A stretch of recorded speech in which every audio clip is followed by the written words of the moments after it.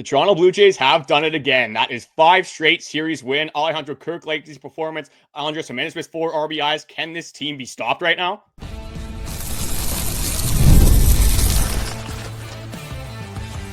You are Locked On Blue Jays, your daily Toronto Blue Jays podcast. Part of the Locked On Podcast Network, your team every day.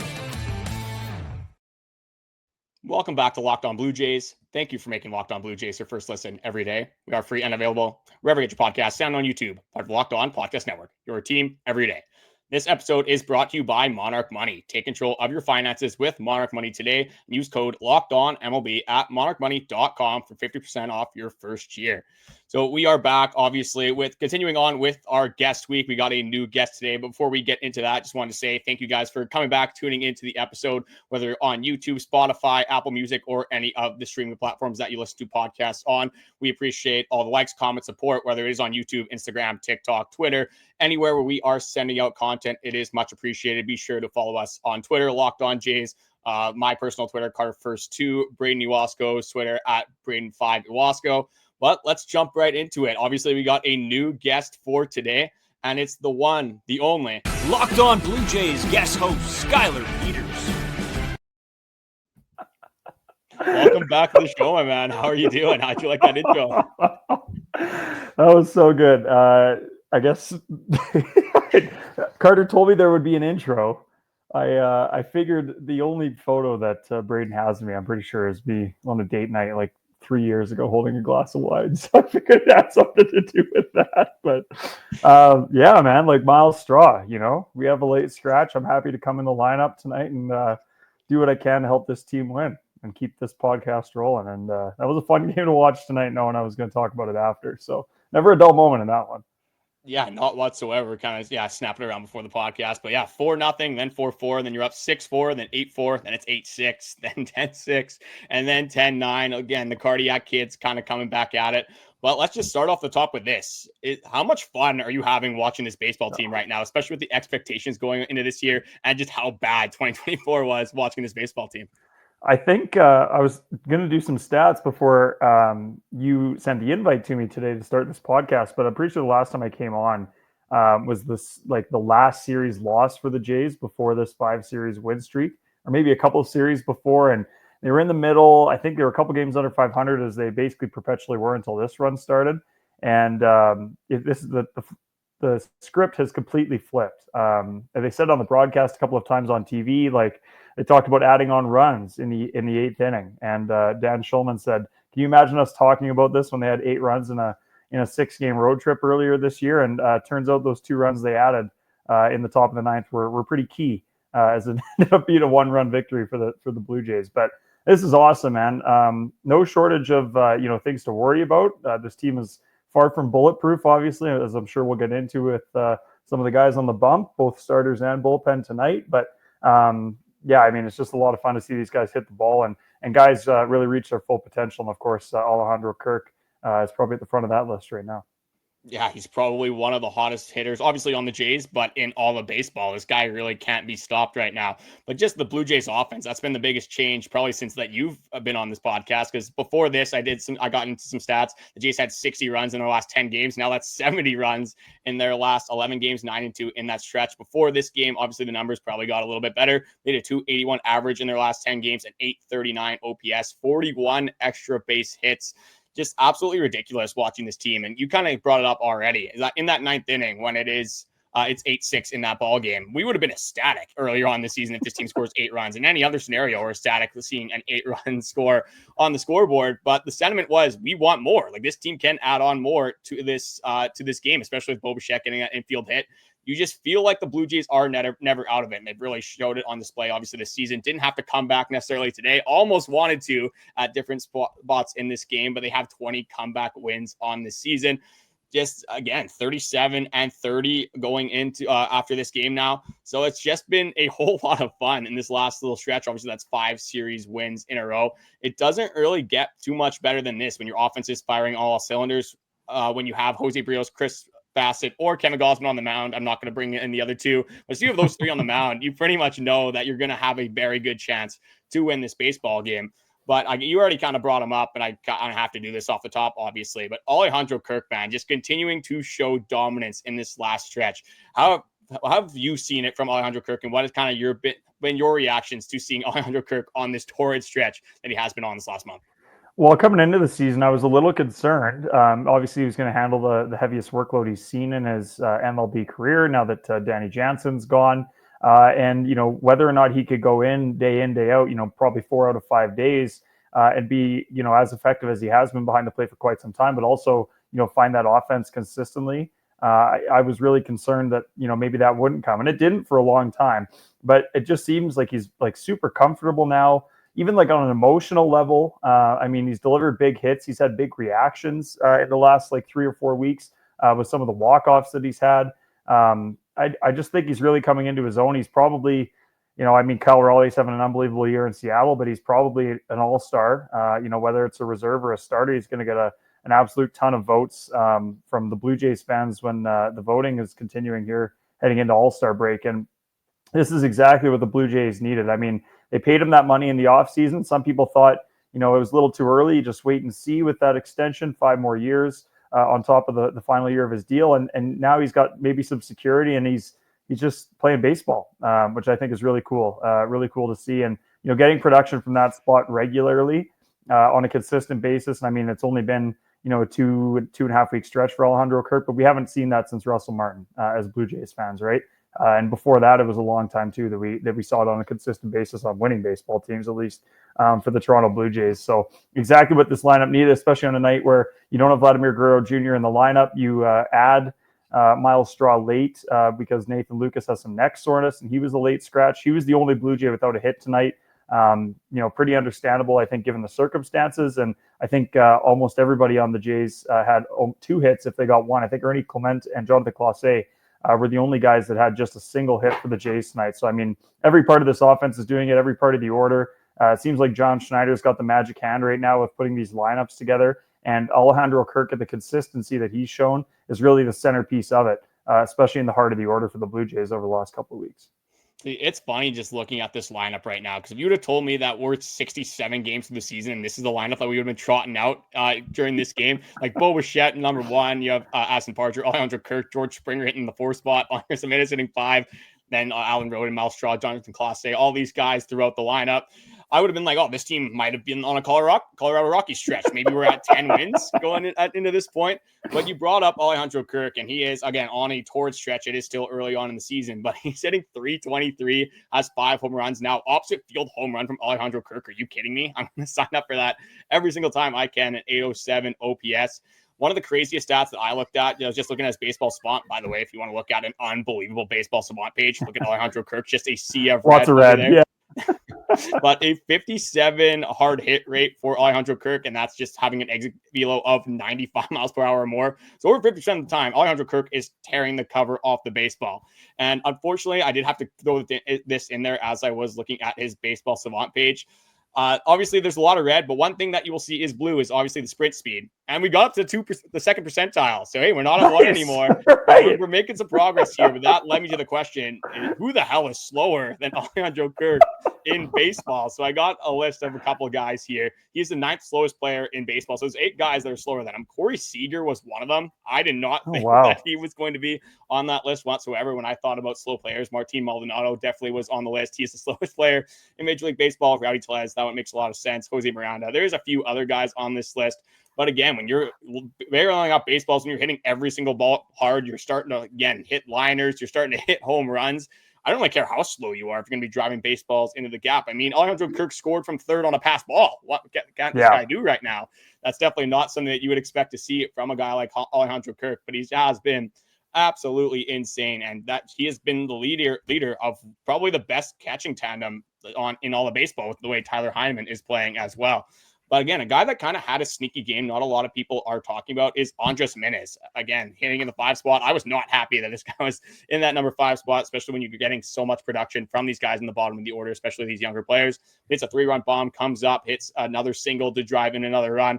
Just a very good game from Andrus Gimenez. But before I ask you just about Andrus Gimenez and the impact he had on this game, after like that home run from Wilson Contreras, obviously they do get the win. That was one of the saddest looking baseball teams I have ever seen in my entire life. After scoring 10 runs and winning 5 straight series, winning their second game against the Cardinals, just they all look defeated. Obviously, Jeff Hoffman, like fair, but you look at Bo Bichette, you look at Miles Straw, they all look just so sad, even though they won the baseball game. But I'll go back to Andrus Gimenez. What did you see from him in this game? Yeah, I think, I mean, when you hit a 3-run bomb in the first inning and then there ends up being 19 total runs, I think you get forgotten quite quickly. Shout out Andrus Gimenez, man, the long ball. The first or the last home run he hit for the Toronto Blue Jays, I believe, was in Chris Bassitt's second start of the season. Tonight was his 15th. So that tells you how long it's been since Andrus Gimenez, former Blue Jays team home run leader, has left the yard. And I mean, Busch Stadium, I think it's a tough place to hit home runs generally. Like I obviously we saw one hit the grass yesterday, which is quite uncommon. The ball was clearly flying pretty well today. There was a lot of offense, but just it was a nice swing. Battled in the at bats, and Miles Mikolas doesn't have overwhelming power. I think you got to kind of pick your spots with the guy that really wants to put the ball in certain places. And obviously Gimenez found a pitch to hit there, and it was a great swing, and there was really no doubt about it on the pull side there. Nice to see that for him. Hopefully this is the start of something, because if he can find his offensive stretch right now for the Blue Jays, that it can only elevate a team that, I mean, just scored 9 or 10 runs and won the ball game. And I mean, going back to what you said about the team looking a little bit defeated at the end of the game, like obviously the circumstances weren't great. You had a 4-run lead. You're hoping to save your closer's arm. I have no issues with Jeff Hoffman throwing 3 pitches and get the final out. You just leave it at that. You don't have to talk about what happened. You got the save. Nothing matters. It was a really interesting game, and obviously the Jays needed every single bit of offense that they did muster up off the bats tonight. So props to the whole lineup. Props to John Schneider for putting it together. I really think he should be getting his flowers lately, because he's really had the great eye with the order and the starting pitchers that they're facing, and the Jays have been taking it to opposing pitchers for a good stretch now.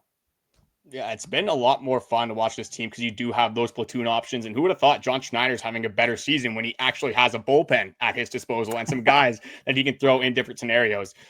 With that Andrus Gimenez stat you brought up, it's even worse than you thought. The last time he hit a home run was the Washington National Series, the first game of that series. No. That was the 5th game of the year. So that was March. So Chris Bassitt hadn't even made his second start then. Not even, yeah. You were getting your first turn of the rotation at that point. That's the last time Andrus Gimenez launched. Obviously, there was an injury in there as well. But again, the offensive prowess from Andrus Gimenez has not necessarily been good. But again, the expectation probably wasn't that high for a guy like Andrus Gimenez. I didn't expect him to hit 9 a lot of the time hitting in this order. I would have been okay if coming in he would hit 6 or 7. But right now, with again the way the bottom of the order is swinging their bats, I don't mind if Andrus Gimenez, honestly, if he's even sitting on the bench, you're not going to do that with him. But if Andrus Gimenez wasn't playing every single day, I'd have no problem throwing Ernie out there.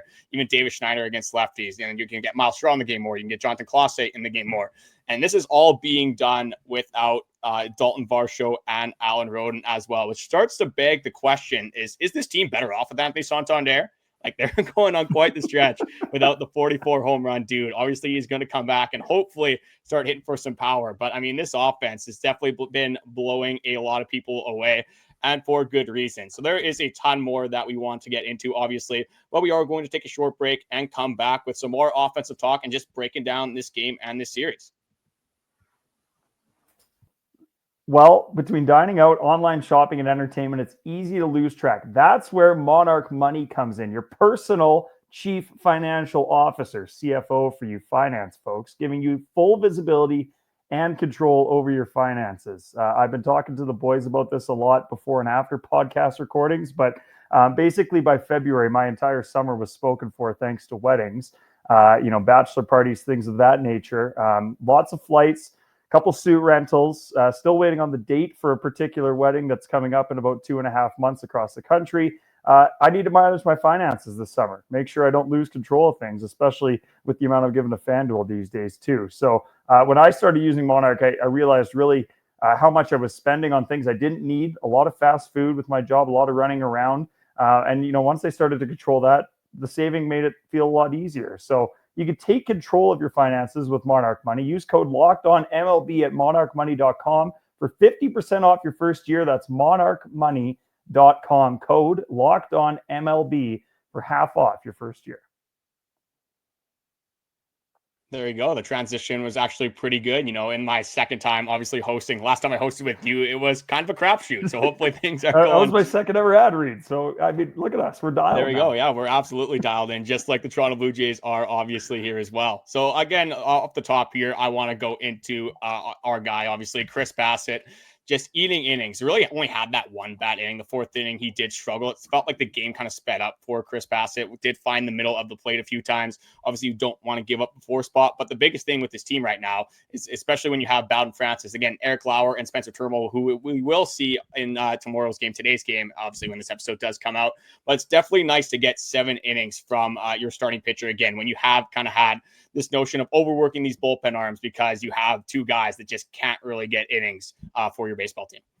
Yeah, and I think they said on the broadcast that out of the 40 combined starts between Berrios, Gausman, and Bassitt, they've got at least 5 now out of 41 starts, including today, 38 of them. So in only 3 of those instances, have your big guys not shown up, and you've had to really dip into the bullpen more than you'd hope. And this is like, I could go on almost every Chris Bassitt start and say this, just such a professional game. I think defensively, Alejandro Kirk probably has his toughest assignment with Bassitt. I feel like out of the big 3 starting pitchers, he's probably the one that he's least on the page with. We saw Bassitt shaking off Kirk a couple times. He went to the pitch com, dialed up his own pitch early in this outing, things like that. But when you have as many pitches as Bassitt does, I don't think that's a surprise to anyone. Really settling in, really taking care of himself. The move over to the first base side of the rubber in his last 2 starts has really paid dividends. Like you said, he had the one rough inning. That 4-pitch walk really buried him, and then he kind of struggled to get out of that. But the defense played well behind him. There's probably a couple of outs that would have even happened if for one, he didn't get his glove in the way early in this game as well. So just a really professional outing by Chris Bassitt at a time when we're really counting on him to give 6-7 innings to this team because you have a bullpen day coming up tomorrow. That was really ideal. The usage of the bullpen after that is probably something that we're going to get into, and still didn't go as well as Blue Jays fans had hoped. But Chris Bassitt did his job, and you could expect him to do his job 6 days from now when he takes the ball again. Just nothing but good things to say about Chris Bassitt at a park where he made his Blue Jays debut and gave up 8 earned or something like that in less than 4 innings. It's not good, yeah. Yeah, not very good. And was taken yard a couple of times in that game by Nolan Gorman, and once again today as well in that 4th inning. But Chris Bassitt, great start, gave everything the Blue Jays needed through 7 innings for this team, and great by John Schneider to leave him in after 6 and give him that extra inning because I think it really helped this bullpen. Well, it definitely makes it a lot easier on a pitcher's mental when you give up a 4 spot and then the Jays come back and score a 3 spot and they retain the lead once again, getting up 6-4. Yeah, I think he put 8 straight down after that, right? Just settle back in. The offense picks you up. This is the sign of a team that's working together and everything's firing right now. Yeah, you absolutely love to see that. Like you said, the team is firing on all cylinders, and it really all does start with the pitching, obviously, because with these Bowden Francis starts, again, don't really want to throw this ricochet shot in there, but when you're Bowden Francis and you're giving up 2 runs in the first inning, 3 runs in the second inning, a run in the third inning, you get down very early on. That definitely is mentally fatiguing for an offense, even an offense as potent as the Toronto Blue Jays offense has been in these last few games, more than few games, obviously. There's kind of 5 series in a row now, but you did bring up Nolan Gorman. I just wanted to go over that at bat. They threw 3 cutters in a row to Gorman. I didn't necessarily love that from Bassitt, especially when you have a million pitches at your disposal. Obviously, he didn't locate that pitch very well. Probably wanted to get it more on the inside part of the plate, probably a little bit higher as well. But Nolan Gorman being a lefty seemed like he was kind of out front of a lot of those pitches as well. So you get the third pitch, the third cutter for the 3rd time in a row, 3-3-3-3. I'll just keep saying it, I guess. But obviously gives up that 3-run home run to Nolan Gorman, which put the Cardinals to a tie with the Blue Jays there. But other than that, Chris Bassitt, like you said, bounced back. I think it was 8 straight that he put down, and that's exactly what you want to see. And then had 2 9-pitch innings, which allowed him to pitch that 7th inning. And like you said, definitely helped this bullpen out in the long run. One thing that I did see as well that kind of just fired me up, I love seeing this from the Blue Jays hitters, is when the bloop singles and the bloop doubles fall for this team. Alejandro Kirk had a bloop single in the 1st inning. With Alejandro Kirk, when things are going that well for you, things are just going to get through. And you see that in the 1st inning. You saw that in the 9th inning as well, kind of just a chopper down in between the shortstop and third baseman, just continuing to get on. Then Addison Barger really gets beat by, I believe it was an outside fastball, hits a bloop double down the line. And obviously that was a part of that 3-run inning after the Chris Bassitt 4 spot. But again, absolutely love seeing just things going well for an offense that, again, has been firing on all cylinders. Yeah, I mean, this is a team that I guess when things aren't going well, you feel like they're snake bitten at times, like they're hitting hard lineouts, things like that. I mean, how many times today did we see a ball fall in the grass in between 2 or 3 Cardinals? I mean, the Barger one was the most egregious example, the fact that stayed fair, but there was another one in left field. There was one in the shallow right field as well that the center fielder couldn't get to for St. Louis. And I mean, you got to make your own luck. I mean, these guys are putting good at bats together. They're putting the bat on the ball, and everybody seems to have found their swing for the most part in this lineup. And when you can do that at a consistent at-bat basis, I just think good things are going to happen, regardless of hitting 400-foot home runs, driving in runs, things like that. They've had hard flyouts too. This is just a sign of a team and an offense that really has found it. And I guess for Blue Jays fans, you hope they can find it at least for the next 4 games before the schedule eases up. And then maybe we could talk about some guys getting back from injury and really augmenting this lineup as well. That kind of takes me into another point that I wanted to get your opinion on. Obviously, the Blue Jays are on an unbelievable stretch right now. And for my take on this offseason, I thought the Blue Jays would be a fringe playoff team, but I had them at 85 wins, just missing the playoffs. My expectations are starting to change a little bit. I don't want to get too far out in front of myself 67 games into the season. Well, how are your expectations as they were from the start of the season? Are you a lot higher on this team now? Or are you kind of just, riding it out for a little bit longer as we continue on through the season? Yeah, I'm trying to temper the expectations because I feel like we've seen stretches from Blue Jays teams in the last 4 or 5 years where they've looked really hot. At times, they've looked like the best team in baseball. I think the record is the best in baseball since the start of May, or at least tied for it. Now they'd be 21-10 with tonight's win. But I mean, really, you could see them fall off a cliff for 2 weeks as well. I really hope that doesn't happen, at least for the rest of this month, that the schedule starts to ease up after the Phillies series. But they have a really good opportunity now where they've beaten the Twins, who are obviously in the wild card race with them. There's a host of teams in the American League that are, mid, I guess, is what you could probably say to describe a lot of these teams. And there's a very good chance they could rise to the top of this bunch and be the first wild card team or be the second. And obviously the division is not out of the question right now. The Yankees had another massive win tonight. So I think that gap will remain at 5. Correct me if I'm wrong, but it's 4 now. Yeah. So, I mean, this is something we're talking about in June. Didn't have that luxury over the last couple of years. So, I think Blue Jays fans can allow themselves to get excited. We're watching good baseball now. You start to have, meaningful September aspirations and October aspirations for the real optimists. I think I'm definitely in camp A for now. But the longer they put this together, I mean, the more likely that's going to change, of course. And that is one of the biggest changes amongst the Blue Jays fan base over this last little bit of a stretch here. Is that just there is belief in this team again? Before it was like, the 500 curse, we'll maybe get a game over 500, and then we'll lose the next 2, and then you get a game below 500, and then you win a series. And it's just kind of in this mushy middle where you thought the team was just going to be 500. It felt like a 500 baseball team, especially with the starting pitching, and then just a lack of consistency that you did get from the offense, obviously. But there is another guy that I did want to go into here, and it's really the only guy for me that I don't necessarily trust when he's coming out of the bullpen, and it is Chad Green. Obviously gives up a few runs in this outing as well. Has a 2.5 home runs per 9. That is 3rd worst among MLB relievers. Am I being a little bit too hard on Chad Green, or is you getting the sentiment as well when he kind of comes out of the bullpen into a game for the Blue Jays? It feels like there is going to be some sort of blow up in that baseball game. No, I don't think you're being too hard on him. I just think, unfortunately, he's kind of, been forced into a spot where he has to be a high leverage guy with, some of the injuries that we had. Obviously, we don't have Yimi Garcia right now. Erik Swanson, the velo's, not where we expect it to be as he works his way back from injury. A guy like Ryan Burr is not available for the Blue Jays right now. And really, you just can't trot out Brendan Little, Jeff Hoffman every single game. And Mason Fluharty would be another guy I'd put in the circle of trust. And, he was decent in his short outing tonight too. But, I think ideally, if you have a fairly healthy bullpen, you have all of your weapons available to you, especially your setup guy, Yimi Garcia, who you expected to handle most of the 8th innings in games like this for the rest of the season. Then Chad Green gets forced into a lower leverage situation. If that's where he is right now in his tenure with the Blue Jays and his time in the MLB, I think that's fine. You need guys like that too. Unfortunately, it wasn't a good spot for him tonight. John Schneider decides to go to his closer for the final out. I don't know what you thought of that decision. He's thrown 12 pitches in 2 games, and I think we both agreed that he's definitely available for what's going to be a bullpen day tomorrow to wrap up the series and hopefully get a sweep. But I think, just given the fact that the offense scored 10 runs is just a blessing because you have the opportunity to get these guys out. You had a bit of cushion. Obviously, it disappeared with one swing of the bat from Wilson Contreras there in the 9th, but eventually the Jays got the job done. Yeah, it's definitely a very interesting decision to bring in your closing pitcher for just one out, especially when he's thrown multiple pitches, multiple innings in the last few games. Has thrown 4 out of 5 games now through 20 pitches on Friday. I did do this breakdown because I thought he was going to go into the game, and then obviously the Blue Jays added runs, and then I didn't think he was going to go into the game. And then Right. Wilson Contreras home run, and that's why they brought him in. But 20 pitches on Friday, 18 on Saturday. Obviously on Monday looked dominant, had 9 pitches, then only had 3 pitches. Obviously in this Tuesday game, like you said, got the save, gave up only 1 earned run. Jeff Hoffman's really having the war on his earned run average because when he blows up, it is not very funny. I think he's sitting around a 5 ERA right now.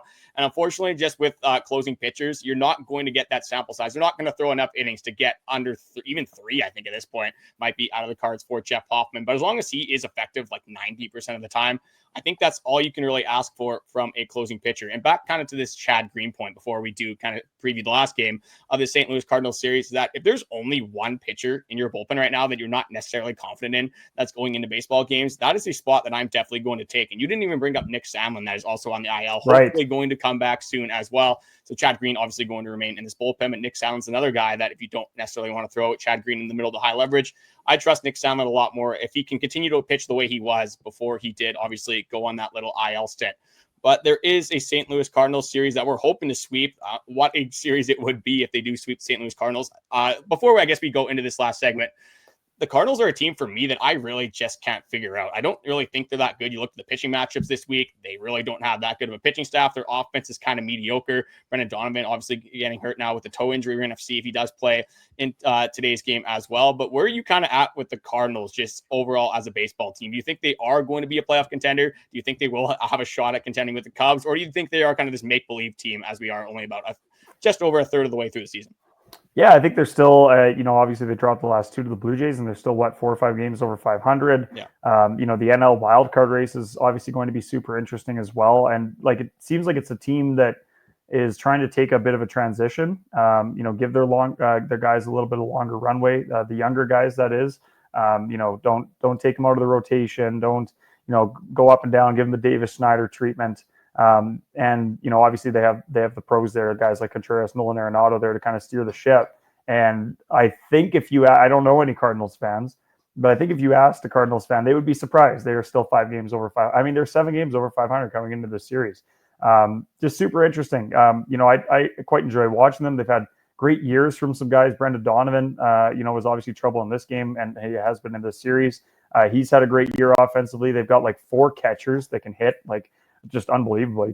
If you expanded catching tandem to 3, it would definitely be the St. Louis Cardinals. We got the best 2-man catching tandem in the league, but I mean, they got guys that they don't know what to do with. They got guys sitting, guys DHing, guys catching.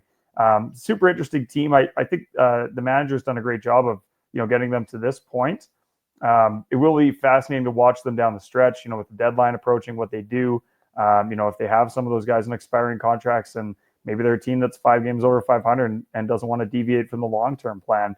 And they've got to change, obviously, at the front of their baseball operations staff, kind of ongoing as well. So really fascinating team. And I was just kind of going to let the series be the litmus test. And I mean, everyone's shown up for both teams so far in this one.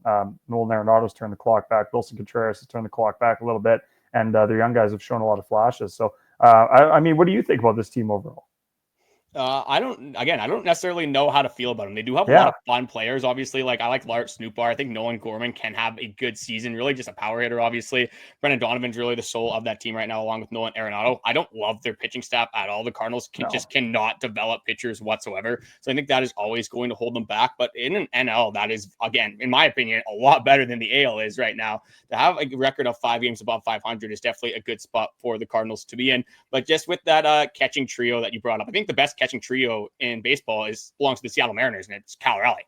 I think that's pretty much what it is at this point. Cal Raleigh. Because I mean, what is it, 26 home runs now this guy has? Just absolutely, just insanity. And he's missed one game, right? Didn't he miss a game 3 or 4 days ago, and that was his first time not being in the lineup all year or something like that? It's something ridiculous. This guy is just inhuman. He's robbing Alejandro Kirk of an all-star starting nod. It's just sad. I mean, Kirky might still get it with this current pace if he keeps it up, but it's I mean, I quite enjoy watching Cal Raleigh play baseball, and I think he probably parlayed Kirk's extension into a much larger deal 3 days later this offseason. So shout out to catchers getting their bag and not disappearing off the face of the earth.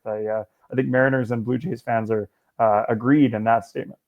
Well, I'm going to see if Braden does listen to this episode because I'm going to kind of pump his tires a little bit here. I do believe that in our hot takes episode, he did say Alejandro Kirk was going to be an all-star. And if things keep up the way they are going, I think that is going to be a secured spot for Alejandro Kirk, not necessarily as a starter, but definitely as a reserve spot. So we'll see if he kind of listens to this podcast. Obviously, every single episode that he's not going to be on, I do throw some sort of shot in him. This time, I've been a little bit more on the positive side. Give him a little bit of the pat on the back here. Braden, I'll tell you, it's a lot closer than my hot take of Max Scherzer throwing 90 innings for the Toronto Blue Jays this year. We're still at 3. How about we get 9 innings? I'd be okay with 9 innings at this point from Max Scherzer. But we still obviously have a third game of this series to preview, a bunch more that we want to come at you guys with. So we'll be right back after this short break. Today's episode is sponsored by Supply House. Get the supplies you need from the site that's made for the skilled trades, supplyhouse.com. Whether you're in plumbing, HVAC, or electrical work, Supply House is the most reliable way to order products online. Their easy-to-use website is packed with helpful resources and the latest product info to help you get the job done right. Plus, with a complete inventory of over 200,000 parts from over 400 top brands, you'll find exactly what you need delivered fast from coast to coast. Need help with an order? Supply House offers expert support and industry-leading service, so you'll always talk to a real person. And for the trade pros looking for an extra edge, the free Trade Master program offers exclusive perks like a dedicated phone line, free shipping, and discounts on every order. Thousands of skilled professionals already taking advantage. Now it's your turn. Join the free Trade Master program today at supplyhouse.com/TM. Start ordering plumbing, HVAC, and electrical supplies with just a few clicks. Plus, use promo code SH5 for 5% off your first order. That is SH5 for 5% off your first order, and that is at supplyhouse.com. All right, so we got a third game of the series, obviously to preview, hoping for a sweep from the Toronto Blue Jays to put them 8 games over 500 against the St. Louis Cardinals team. That is definitely not bad. Maybe they're not great, but I think at minimum you could say they are in the mushy middle. But well, the pitching matchups that we do have here will be a combination of probably Erik Lauer and Spencer Turnbull. It still does say to be determined, but John Schneider has come out and said Erik Lauer will definitely pitch in that baseball game. Then you have Matthew Liberatore coming from the St. Louis Cardinals, left-handed pitcher. So you got to expect that David Schneider will probably be in this lineup, assuming Miles Straw. Ernie Clement obviously has been mashing lefties as well. What's your expectation for the third game of the series? Well, I guess since we touched on Ernie Clement. Geez, I got all my names mixed up. Well, I mean, I couldn't even figure out the team name. So I mean, well, I actually do the Nats and the Cards a lot too for some reason. It's both the logos red, or something. Yeah, the logos. Yeah.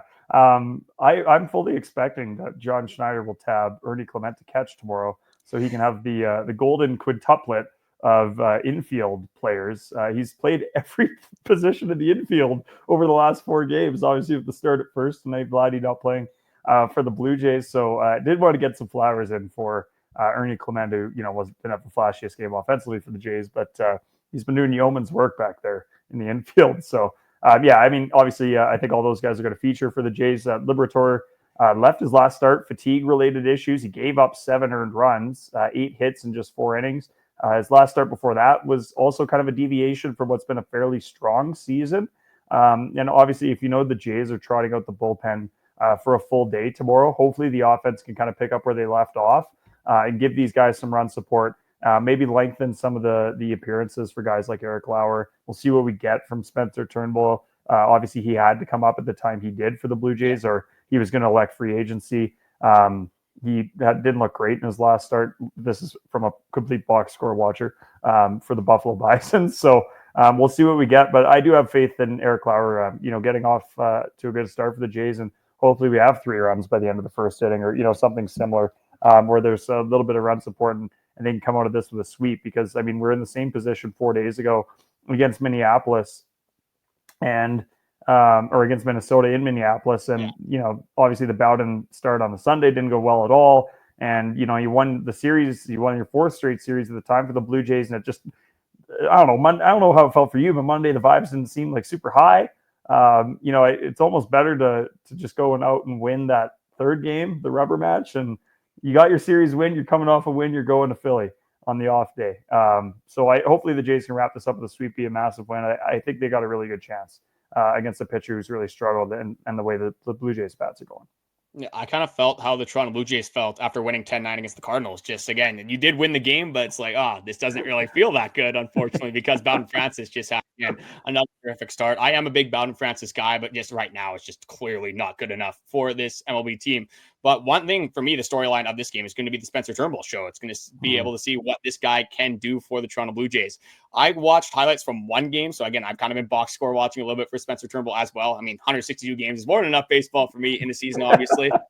Yeah, with Spencer Turnbull, the velo is a little bit down. Again, the numbers have not been good. He's been getting slapped around by hitters in Double-A, in Single-A. I think the Florida Complex League he made a start, and he didn't necessarily look that good there either. So believe it or not, the hitters are going to be a little bit better in the major leagues. So again, if you can get even, I'd say 2 innings, maybe 1 earned run from Spencer Turnbull, and you got to hope that the offense can come through once again.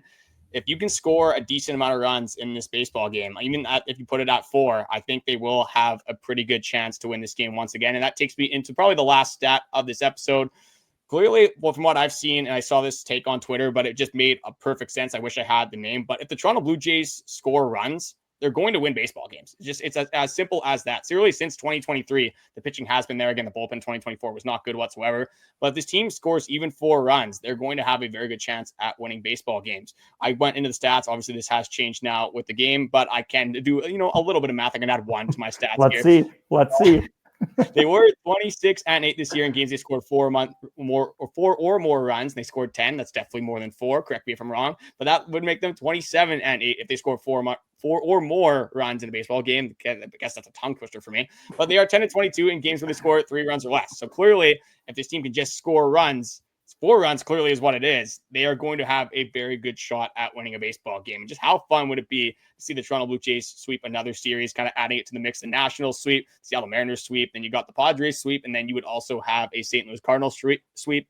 That's a pretty good streak of sweeps that you are putting together. Obviously, we're not going to talk about the times they have been swept because things are going pretty good right now in Toronto Blue Jays land. We just wanted to say thank you, Skylar, for coming on the podcast. Is there any socials that you want to shout out? You kind of had a Jonathan Clase performance in that first game of the series in this episode. Thanks, buddy. Appreciate it. I would give your math an A+ and your English like a B-, I think, on that. I'll take that. I'll take that. Words are hard, C's get degrees, brother. That's why we're here. Skylar Peters for occasional Blue Jays content and a little more local Calgary news content. But I'll be watching a lot. I'll be back on with you on Thursday night, Friday morning for the listeners. Looking forward to it. Kind of, just breaking it down after an off day, previewing a Philly series that will be the Blue Jays' last big test, hopefully for a little while. Hopefully, also coming off a sweep in this bullpen day tomorrow, which it feels like a very winnable day. And I mean, when you're going out there with a bullpen game and you feel like you can win the ball game quite easily, I'm very fascinated to see what this opening line is going to be on FanDuel. But I think the Blue Jays have a good chance to get the sweep. And don't forget the Athletics erasure there. You also forgot about the 4-game sweep of the Athletics. That's true. There you go. I kind of wrote that one off in my head because Blue Jays Twitter, Blue Jays media were like, it's the Athletics, doesn't count. Well, there are only 3 players in the American League with a higher average than Alejandro Kirk, and Jacob Wilson is one of them. So we'll give. Disgusting. I will give him all the flowers. He's an animal. Yeah. So great chance to get the sweep. On what usually is a tough road assignment against a team like we mentioned that we don't really know what they are. But I mean, to this point, they've been 7 games over 500, and the Blue Jays look set to knock them down 3 pegs in 3 nights, and I'm really excited for it. Yeah, it's I'm excited to see this series as well. I'm going to feel even better, I think, somehow if this team does end up sweeping a series. Well, there is one more thing I do want to go into. I'm not sure if you know about this, but there was, again, I'm not usually the host of this show, and I said in the comment section that I would address this on the podcast. I'll start off with this. I'm a little bit of a dummy. We'll just throw it out there for starters. But normally the editing platform that we use, it's DaVinci Resolve. It completely crashed on my laptop yesterday. So normally we do our 4 a.m. episodes come out at 5, obviously for Toronto time, but I was unable to edit the episode yesterday. So that was a whole lot of fun. I stayed up till 1:32 in the morning trying to figure out how to fix DaVinci Resolve. Obviously, it was unsuccessful, but again, came through in the end. Again, maybe not my best performance, but I did get the episode up. So thank you guys that did tune into that episode. But yeah, I'll do a little bit of a hand up. No credit to me there whatsoever. And the issue is, again, Braden normally does the editing. I usually kind of plan out the episodes. I'll do the descriptions, titles, things like that. More of, I guess, the creative work, I guess you could say. But Braden is 7 hours ahead of me. So if I would have called him after the podcast time, it would have been 5 a.m. his time. You think that guy's getting up at 5 a.m. on vacation? Absolutely not. Maybe he's still staying up until 5 a.m. Isn't he in Rome right now? He's all over the place. He's on a cruise right now. He's probably having a pina colada right now. I was going to say, he's like, he was probably still up having an affogato or something like that. You should have just given him a call. Well, that's why I did give him a call. He said his ringer was on, but I gave him 2 calls, didn't answer. Again, it is what it is. Did get the podcast up. That's why today I decided that instead of being Carter first, I'm just going to represent the brand because that's what I've been doing. I like that. I noticed that and I like it. I like that. What we're doing today. But I just want to say thank you guys for watching. All the likes, comments, support recently has been much appreciated. We are continuing on with the guest week. We will have somebody new for the Wednesday episode. We will see Skylar again. For the Friday episode. I guess that would be for the Thursday episode because this is the Wednesday episode. Getting my days all mixed up, obviously.